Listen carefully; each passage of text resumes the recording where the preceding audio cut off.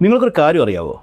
2026 June മാസത്തിലെ നിലവിലെ രാഷ്ട്രീയ സാഹചര്യങ്ങൾ വിലയിരുത്തുമ്പോൾ ദില്ലിയിലെ അധികാര സ്ഥിര കേന്ദ്രങ്ങളെപ്പോലും അമ്പരപ്പിക്കുന്ന തന്ത്രപരമായ മാറ്റങ്ങളാണ് ദേശീയ തലത്തിൽ സംഭവിക്കുന്നത്. വരാനിരിക്കുന്ന 2027 നിയമസഭാ തെരഞ്ഞെടുപ്പുകളെ മുൻനിർത്തി ഉത്തർപ്രദേശിൽ അരങ്ങേറുന്ന രാഷ്ട്രീയ നാടകങ്ങൾ കേവലം തെരഞ്ഞെടുപ്പ് മുന്നൊരുക്കങ്ങൾ മാത്രമല്ല, മറിച്ച് ഇന്ത്യയിലെ ഏറ്റവും പഴക്കമേറിയ ദേശീയ പാർട്ടിയായ കോൺഗ്രസിൻ്റെ രാഷ്ട്രീയ ഭാവി തന്നെ ചോദ്യചിഹ്നമാകുന്ന നിർണായക സംഭവ വികാസങ്ങളാണ്. ഈ കോൺഗ്രസിൻ്റെ കാലങ്ങളായുള്ള വല്യേട്ടൻ മനോഭാവത്തെ പ്രാദേശിക പാർട്ടികൾ അപ്പാടെ തള്ളിക്കളയുന്ന കാഴ്ചയാണ് ഇപ്പോൾ ദേശീയ രാഷ്ട്രീയം സാക്ഷ്യം വഹിക്കുന്നത്. ആജിതക്ക് പുറത്തുവിട്ട ഏറ്റവും പുതിയൊരു വാർത്തയുണ്ട്. ഉത്തർപ്രദേശിൽ സമാജ്വാദി പാർട്ടി സ്വീകരിച്ചിരിക്കുന്ന കർശനമായ നിലപാടുകൾ ഇന്ത്യൻ രാഷ്ട്രീയത്തിൽ സമാനതകളില്ലാത്ത ചില പ്രതിസന്ധികളാണ് സൃഷ്ടിക്കാൻ പോകുന്നത്. ഉത്തർപ്രദേശ് എന്ന സംസ്ഥാനത്ത് രാഷ്ട്രീയപരമായി ആര് ആധിപത്യം സ്ഥാപിക്കുന്നുവോ അവർ ദില്ലി ഭരിക്കുമെന്നൊരു ചൊല്ലുണ്ട്. 2027 ഉത്തർപ്രദേശ് നിയമസഭാ തെരഞ്ഞെടുപ്പിന് മുന്നോടിയായി ഇന്ത്യ മുന്നണിയിലെ സീറ്റ് വിഭജന ചർച്ചകൾ സജീവമാകുമ്പോൾ സമാജ്വാദി പാർട്ടി അധ്യക്ഷൻ അഖിലേഷ് യാദവ് പുറത്തെടുത്തിരിക്കുന്ന തന്ത്രങ്ങൾ കോൺഗ്രസ് നേതൃത്വത്തെ അക്ഷരാർത്ഥത്തിൽ ഞെട്ടിച്ചിരിക്കുകയാണ്. ആജിതക്ക് റിപ്പോർട്ട് വ്യക്തമാക്കുന്നത് പോലെ ഇത്തവണ കോൺഗ്രസിന് അവർ ചോദിക്കുന്ന സീറ്റുകൾ നൽകുന്ന പഴയ രീതിയല്ല സമാജ്വാദി പാർട്ടി സ്വീകരിക്കാൻ പോകുന്നത്. സീറ്റ് വിഭജനത്തിനായി തികച്ചും യാന്ത്രികവും കർശനവുമായ ഒരു പുതിയ ഫോർമുലയാണ് അഖിലേഷ് യാദവ് മുന്നോട്ട് വച്ചിരിക്കുന്നത്. മുൻകാലങ്ങളിൽ കോൺഗ്രസ് തങ്ങളുടെ ദേശീയ പദവി ചൂണ്ടിക്കാട്ടി വിലപേശുകയും നിരവധി സീറ്റുകൾ നേടിയെടുക്കുകയും എന്നാൽ അവിടെയൊക്കെ പരാജയം ഏറ്റുവാങ്ങുകയും ചെയ്യുന്ന ഒരു പ്രവണത ഉണ്ടായിരുന്നു. ഈ ചരിത്രം തിരുത്തിക്കുറിക്കാൻ തന്നെയാണ് സമാജ്വാദി പാർട്ടിയുടെ തീരുമാനം. പുതിയ ഫോർമുല പ്രകാരം കോൺഗ്രസ് ആവശ്യപ്പെടുന്ന ഓരോ സീറ്റിലും അതിസൂക്ഷ്മമായ പരിശോധനകൾ നടക്കും. ആദ്യം കോൺഗ്രസിനോട് അവർ മത്സരിക്കാൻ ആഗ്രഹിക്കുന്ന ജില്ലകളും മണ്ഡലങ്ങളും ചോദിച്ചറിയും.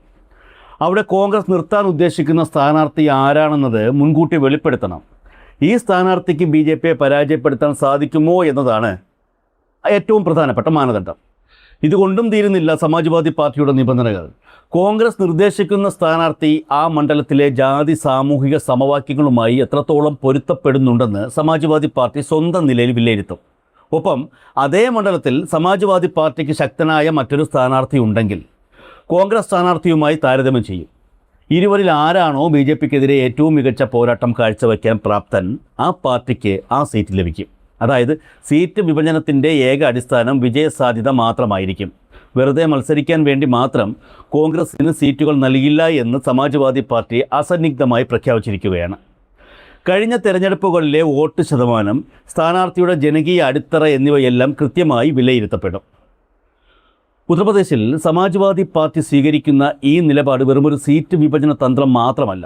ഇത് ഇന്ത്യൻ രാഷ്ട്രീയത്തിൽ ദശാബ്ദങ്ങളായി കോൺഗ്രസ് വച്ചു പുലർത്തിയിരുന്ന വലിയേട്ടൻ മനോഭാവത്തിനുള്ള ശക്തമായ പ്രഹരവും അന്ത്യശാസനവുമാണ്. ഒരു ദേശീയ പാർട്ടി എന്ന നിലയിൽ സംസ്ഥാനങ്ങളിലെ യാഥാർത്ഥ്യങ്ങളെ മറികടന്ന് പ്രാദേശിക പാർട്ടികൾക്ക് മേൽ ആധിപത്യം സ്ഥാപിക്കാൻ ശ്രമിക്കുന്ന കോൺഗ്രസ് ശൈലിക്ക് ഇനി ഇന്ത്യൻ രാഷ്ട്രീയത്തിൽ സ്ഥാനമില്ല എന്ന് വ്യക്തമായ സന്ദേശമാണ് ഈ നീക്കത്തിലൂടെ സമാജ്വാദി പാർട്ടി നൽകുന്നത്. എന്തായാലും സമാജ്വാദി പാർട്ടി മുന്നോട്ട് വെച്ച ആ ഒരു ഫോർമുല കോൺഗ്രസ് അംഗീകരിക്കാൻ തരമില്ല.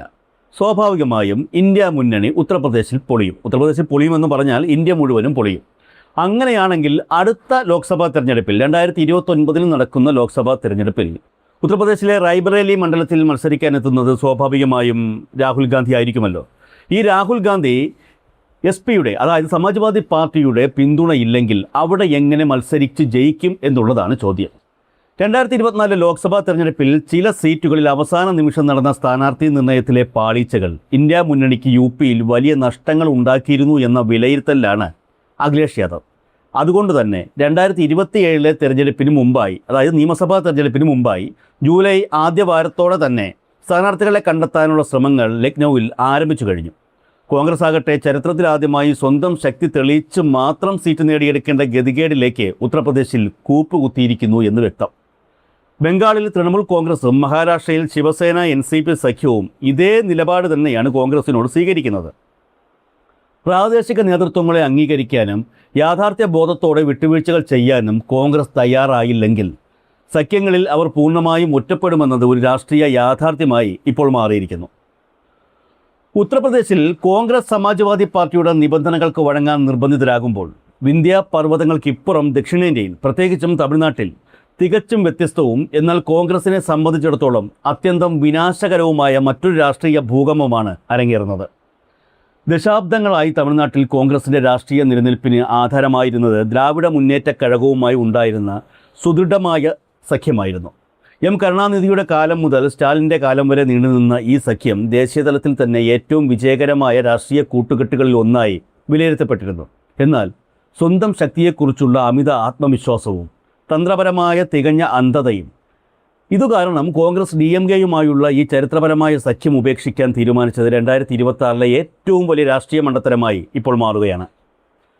DMK സർക്കാരിനെതിരെയുള്ള സ്വാഭാവിക ഭരണവിരുദ്ധ വികാരവും സംസ്ഥാനത്തെ മാറുന്ന രാഷ്ട്രീയ സമവാക്യങ്ങളും മുതലെടുത്ത് തമിഴ്നാട്ടിൽ സ്വന്തമായി ഒരു വലിയ ശക്തിയായി മാറാമെന്ന വ്യാമോഹമാണ് കോൺഗ്രസിനെ ഈ തീരുമാനത്തിലേക്ക് എത്തിച്ചത്. വലിയേറ്റ മനോഭാവം ഉപേക്ഷിക്കാൻ തയ്യാറാകാത്ത കോൺഗ്രസ് നേതൃത്വം DMK മുന്നണിയിൽ തങ്ങൾക്ക് ലഭിക്കുന്ന പരിമിതമായ സീറ്റുകളിൽ അതൃപ്തരായിരുന്നു. കൂടുതൽ സീറ്റുകൾക്കും സംസ്ഥാന ഭരണത്തിൽ പങ്കാളിത്തത്തിനും വേണ്ടിയുള്ള അവരുടെ വിലപേശലുകൾ DMK നേതൃത്വം തള്ളിക്കളഞ്ഞതോടെയാണ് സഖ്യം പിരിയുന്ന അവസ്ഥയിലേക്ക് കാര്യങ്ങളെത്തിയത്. എന്നാൽ ഈ നീക്കം കോൺഗ്രസിൻ്റെ ശവപ്പെട്ടിയിലെ അവസാനത്തെ ആണിയായി മാറുമെന്നാണ് രാഷ്ട്രീയ നിരീക്ഷകർ വിലയിരുത്തുന്നത്. DMK മുന്നണി വിട്ട കോൺഗ്രസ് നേരെ ചെന്ന് കയറിയത് സൂപ്പർ സ്റ്റാർ വിജയുടെ നേതൃത്വത്തിലുള്ള തമിഴക വെട്ടിക്കഴകം എന്ന പുതിയ രാഷ്ട്രീയ പാർട്ടിയുടെ കൂടാരത്തിലാണ്. നിലവിലെ രാഷ്ട്രീയ സാഹചര്യങ്ങൾ ഒറ്റനോട്ടത്തിൽ തമിഴക വെട്ടിക്കഴകത്തിന് അനുകൂലമാണെന്ന തോന്നലാണ് കോൺഗ്രസിനെ ഈ സഖ്യത്തിന് പ്രേരിപ്പിച്ചത്. വിജയുടെ സിനിമകളിലൂടെയുള്ള വമ്പൻ ജനപ്രീതിയും യുവാക്കൾക്കിടയിലുള്ള സ്വാധീനവും ഒരു വലിയ വോട്ട് ബാങ്കായി മാറുമെന്നും ആ തരംഗത്തിൽ DMK-യെയും AIADMK-യെയും മറികടന്ന് തങ്ങൾക്ക് തമിഴ്നാട്ടിൽ അധികാരത്തിൻ്റെ ഭാഗമാകാൻ സാധിക്കുമെന്നും കോൺഗ്രസ് കണക്ക് കൂട്ടി. എന്നാൽ ഈ കണക്കുകൂട്ടലുകൾ എത്രത്തോളം ബാലിശമാണെന്ന് തമിഴ്നാടിൻ്റെ രാഷ്ട്രീയ ചരിത്രം പരിശോധിച്ചാൽ വ്യക്തമാകും. തമിഴ്നാട് രാഷ്ട്രീയം സിനിമാ താരങ്ങളെ ഇരുകൈ നീട്ടി സ്വീകരിച്ചിട്ടുള്ള ചരിത്രമുണ്ട്. എന്നാൽ അവർക്കെല്ലാം വ്യക്തമായ ഒരു രാഷ്ട്രീയ അടിത്തറയും ദ്രാവിഡ പ്രസ്ഥാനത്തിൻ്റെ സംഘടനാ പിൻബലവും ഉണ്ടായിരുന്നു. വിജയുടെ പാർട്ടിക്ക് നിലവിൽ അത്തരത്തിലുള്ള യാതൊരു കേഡർ സംവിധാനവുമില്ല. വെറുമൊരു ഫാൻസ് അസോസിയേഷനെ ഒരു രാഷ്ട്രീയ പാർട്ടിയാക്കി മാറ്റുക എന്നത് തികച്ചും ദുഷ്കരമായ പ്രക്രിയയാണ്. ഇതൊന്നും മനസ്സിലാക്കാതെയാണ് കോൺഗ്രസ് തങ്ങളുടെ മുഴുവൻ രാഷ്ട്രീയ ഭാവിയും TVK-യുടെ കയ്യിൽ ഏൽപ്പിച്ചിരിക്കുന്നത്.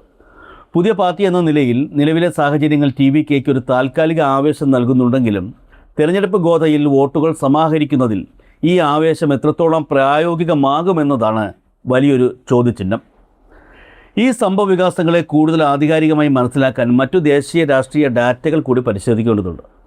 2024 ലോക്സഭാ തെരഞ്ഞെടുപ്പ് ഫലങ്ങൾ വ്യക്തമാക്കുന്നത് പ്രാദേശിക പാർട്ടികൾ ശക്തമായ സംസ്ഥാനങ്ങളിൽ മാത്രമാണ് BJP-ക്കെതിരെ മികച്ച പ്രതിരോധം തീർക്കാൻ ഇന്ത്യ മുന്നണിക്ക് സാധിച്ചത് എന്നാണ്. ഉത്തർപ്രദേശിൽ സമാജ്വാദി പാർട്ടിയുടെ PDA തന്ത്രമാണ് അവിടെ വലിയ മുന്നേറ്റമുണ്ടാക്കാൻ സഹായിച്ചത്. എന്നാൽ കോൺഗ്രസ് നേരിട്ട് BJP-യുമായി ഏറ്റുമുട്ടിയ മധ്യപ്രദേശ്, രാജസ്ഥാൻ, ഛത്തീസ്ഗഡ് തുടങ്ങിയ സംസ്ഥാനങ്ങളിൽ അവരുടെ സ്ട്രൈക്ക് റേറ്റ് വളരെ പരിതാപകരമായിരുന്നു. ഈ ഡാറ്റ തന്നെയാണ് കോൺഗ്രസിനെ നിയന്ത്രിക്കാൻ സമാജ്വാദി പാർട്ടിയെ പ്രേരിപ്പിക്കുന്ന മുഖ്യ ഘടകം. മഹാരാഷ്ട്രയിലെ കണക്കുകൾ എടുത്താൽ അവിടെ ശിവസേന, ഉദ്ധവ് വിഭാഗം, NCP, ശരത് പവാർ വിഭാഗം എന്നീ പാർട്ടികളാണ് സഖ്യത്തിൻ്റെ ചുക്കാൻ പിടിക്കുന്നത്. അവിടെയും കോൺഗ്രസിന് തങ്ങളുടെ പഴയ പ്രതാപം അവകാശപ്പെടാനില്ല. പശ്ചിമ ബംഗാളിലാകട്ടെ മമതാ ബാനർജിയുടെ തൃണമൂൽ കോൺഗ്രസ് 2024 കോൺഗ്രസിന് ഒരു സീറ്റ് പോലും നൽകാൻ തയ്യാറായില്ല. സ്വന്തമായി മത്സരിച്ച തൃണമൂൽ കോൺഗ്രസ് വൻ വിജയം നേടുകയും ചെയ്തു. ഈ ഡാറ്റകളെല്ലാം വിരൽ ചൂണ്ടുന്നത് ഒരേ ഒരു യാഥാർത്ഥ്യത്തിലേക്കാണ്.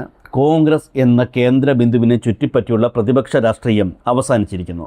പകരം പ്രാദേശിക പാർട്ടികൾ കേന്ദ്ര ബിന്ദുവാവുകയും കോൺഗ്രസ് ഒരു ഉപഗ്രഹ പാർട്ടിയായി മാറാൻ നിർബന്ധിതരാകുകയും ചെയ്യുന്ന പുതിയ രാഷ്ട്രീയ വ്യവസ്ഥിതിക്കാണ് ഇപ്പോൾ തുടക്കം കുറിച്ചിരിക്കുന്നത്. 2026 ഈ രാഷ്ട്രീയ ഭൂകമ്പങ്ങൾ വരാനിരിക്കുന്ന തിരഞ്ഞെടുപ്പുകളെ സസ്പെൻസിൻ്റെ മുൾമുനയിൽ നിർത്തുകയാണ്. ഉത്തർപ്രദേശിൽ അഖിലേഷ് യാദവിൻ്റെ കർശന നിബന്ധനകൾക്ക് മുന്നിൽ കോൺഗ്രസ് എത്രത്തോളം പിടിച്ചു നിൽക്കും? സമാജ്വാദി പാർട്ടി നിശ്ചയിക്കുന്ന മാനദണ്ഡങ്ങൾ പാലിക്കാൻ യോഗ്യതയുള്ള സ്ഥാനാർത്ഥികളെ കണ്ടെത്താൻ കോൺഗ്രസിന് സാധിക്കുമോ?